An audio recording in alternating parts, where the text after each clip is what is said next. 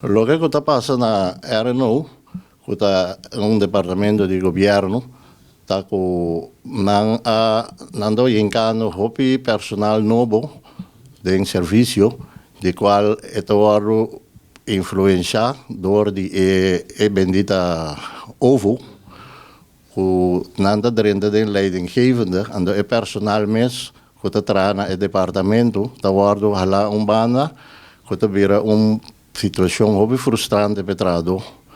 Anto esse é hobby questionável. Passo mirando o assunto de ovo é sem quando usa para pagar o personal que tinha ovo, da varia tinha hora de $100 e $150 por hora, lo qual comporta sem que para usar para upgrade, dus para desenvolver nosso próprio trabalho. E a la vez fuera con nanta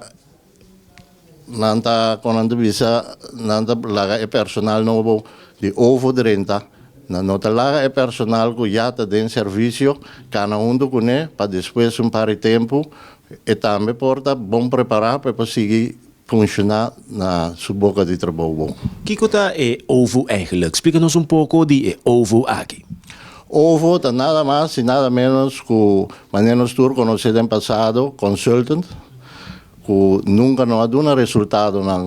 Passou para por direito ao serviço, maneira não tem um secreto público, com o serviço de governo, no sistema de serviço não está bom optimalizar. E de qual que nós, para nós fazer nós mesmos invertir de nós mesmos gente não. Esse é nosso para upgrading de nós próprio gente não, então é para poder ter serviço. Passou o ente que tem serviço que também laborar aí não com ovo, é ter cultura experiência, cada cultura desenvolve não. Ovo, por exemplo, botar tomar um ente para ano, consumo astronômico.